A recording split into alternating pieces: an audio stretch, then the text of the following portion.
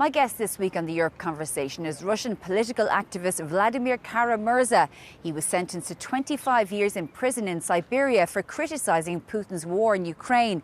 He was released in 2024 as part of a prisoner swap. But he tells me that despite everything, he's still optimistic about the future for Russia and Ukraine.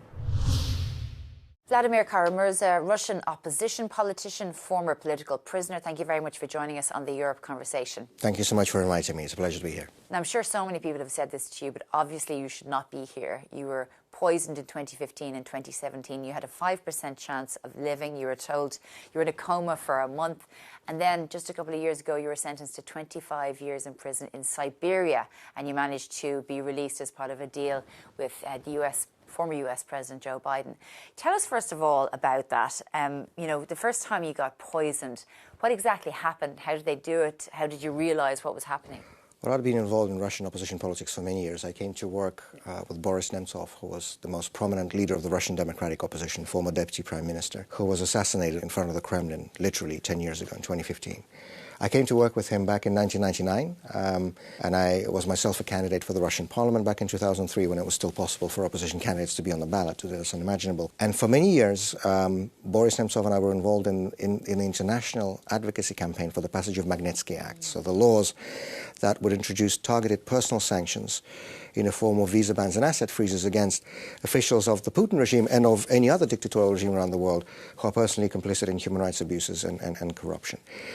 And as you can imagine, that's not a very popular thing in the Kremlin because these people, the people around Putin, have long been used to the idea of stealing in Russia. And I was first poisoned in May of 2015.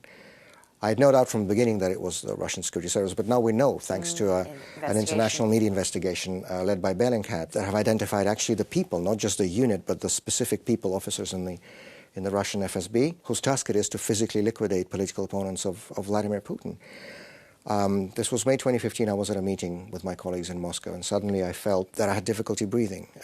And then I felt like I couldn't breathe at all, and I started to sweat. My heart began to beat really, really fast, and before I knew it, I was unconscious. It's a very scary feeling to feel that you're dying. This is what I felt like. I felt that this is the end. And then I was brought to a hospital, and doctors told my wife that I had about a 5% chance to live. I was on on artificial life support with a multiple organ failure, in a coma, and the official diagnosis that was given to me at my Moscow hospital was toxic action by an unidentified substance, which, translated from medical speak to normal human language means poisoning. I did survive. The doctors saved my life, and then I had to basically spend a year to learn to walk again, to learn to use a spoon again. I mean, everything was just gone. And then as soon as I was able to, I went back to Russia and resumed my work, but then it happened again in February 2017, the exact same thing, same diagnosis, same conditions. And now, thanks to that amazing Bellingcat investigation, we know of the existence of this special unit within the Russian FSB, the Russian Federal Security Service. And so this is the reality of today's Russia, that there is a special government unit whose job it is to physically eliminate, to murder political opponents of Vladimir Putin. You're outspoken against the corruption and the sort of sanctimony and so on within Russia. And that trajectory has left us to a place where it's impossible to have an opposition politician. People are being poisoned, falling out, being thrown out of windows, assassinated on foreign soil and so on. I mean, how did it get to that point? Was it that the international community ignored Putin? Well, it was shocking and shameful, frankly, the way many Western leaders behaved when Putin came to power.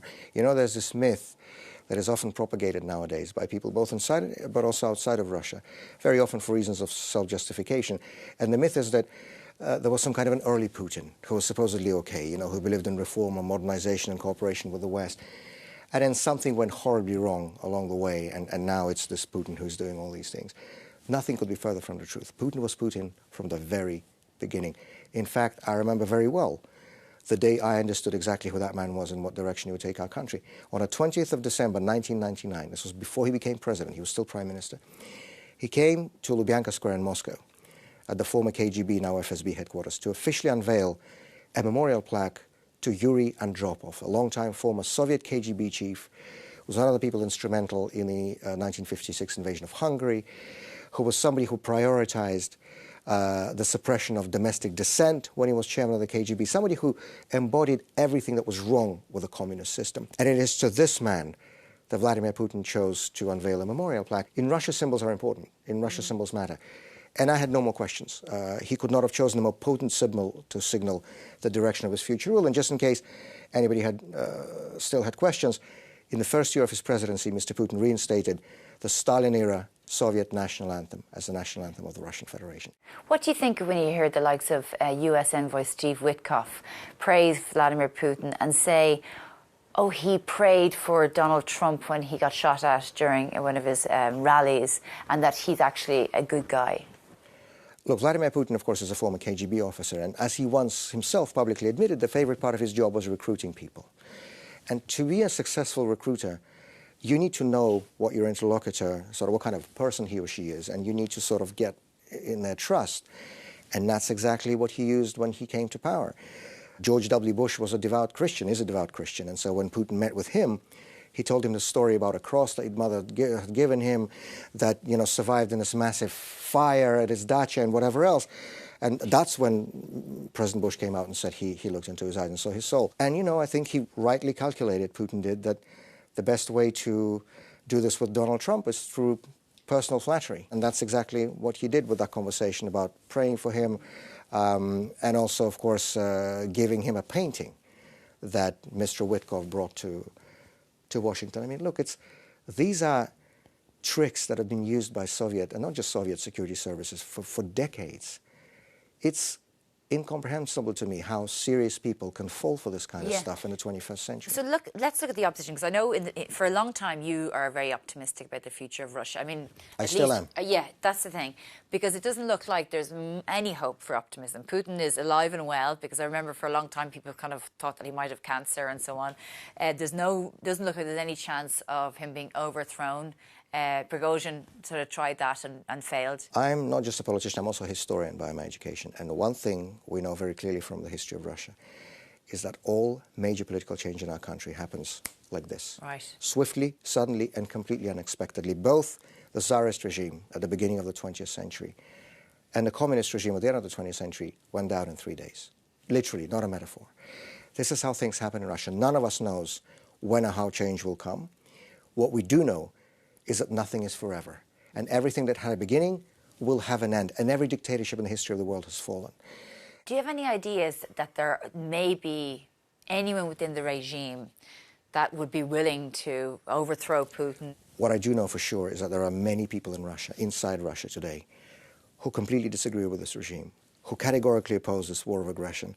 And, you know, when I was in prison, I would receive thousands of letters from all over the country, every month, from people I'd never met, from towns and cities I've never been to, some of them I hadn't even heard of. And these were the people who took the time and the risk, by the way, to write to somebody like me, you know, an enemy of the people, using the official prison's correspondence system. Those letters system. get through to you? Some did, some didn't, but many did, because they have to go through prison censorship. And, of course, you need to leave all your contact details and so on. And people wrote to say that they think like I do. They think the same of this war as I do. And you will remember last year in 2024, we had a so-called presidential election in Russia with, you know, a circus with Putin and a couple of pre-approved clowns running alongside him on the ballot. And then suddenly there was this guy, this candidate, a former member of parliament and a lawyer by the name of Boris Nadezhdin, who announced that he would run as the anti-war presidential candidate, saying he's against the war in Ukraine and he would end it on day one. And the public response was just unimaginable. Suddenly, all over Russia, in large cities and small towns, you would see hours-long queues of people standing at his campaign offices to sign the ballot nominating petitions, because you need to get a certain number of signatures to be registered as a candidate. And this was happening all over the country. And, you know, I would see in the letters, people would send me the photographs from those long lines, and people were saying how important it was for them. Absolutely, because, you know, the Putin propaganda tries to convince everybody, both in Russia and in the West, that, you know, the Russian society is this monolith, that everybody supports Putin, everybody backs the war. And of course, he was not allowed on the ballot, as usually happens in Russia. But that was besides the point, because suddenly people saw that there were people like me, that they were not alone. Just final question, because, you know, you're obviously a historian as well. What was it like to hear you were being sent to prison in Siberia? Because we hear of Siberia from the Cold War, from the Soviet Union, and even the image of it straight away, it's just cruelty, inhumanity, death. What was it like when you heard that? And what was it like being a prisoner in Siberia? I mean, obviously, you thought you were never coming out. You were given 25 years.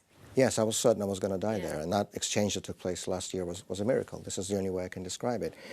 But as a historian, of course, I've read and reread in prison many memoirs by Soviet dissidents, literature on the Stalin period, of course, Solzhenitsyn and Shalamov, and of course, books going even further back in the 19th century.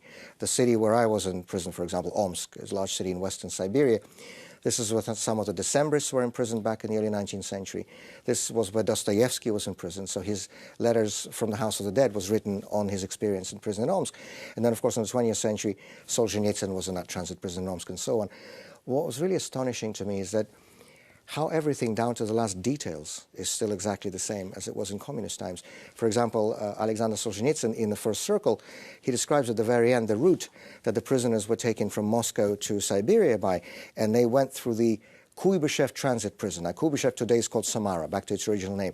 That was exactly the route I was taken by the Stolypin carriages, which is the Russian prisoner train transports, which again haven't changed in a century. And so, you know, there's this saying that every historian subconsciously wishes to personally experience the subject of his study. I guess be careful what you wish for if that is true. That's what was going through your head as well, I'm sure, at the same time. As well as that you're doomed, but also, oh, this is how I imagined it.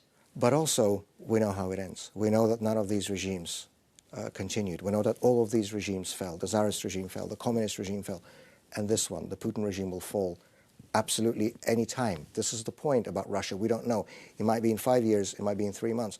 Lenin, in his famous speech in Zurich in January 1917, said that we old folks will not live to see this coming revolution. Revolution happened in 6 weeks. Brilliant. Vladimir Kara-Murza, thank you very much for joining us on the Europe Conversation. Thank you so much for inviting me.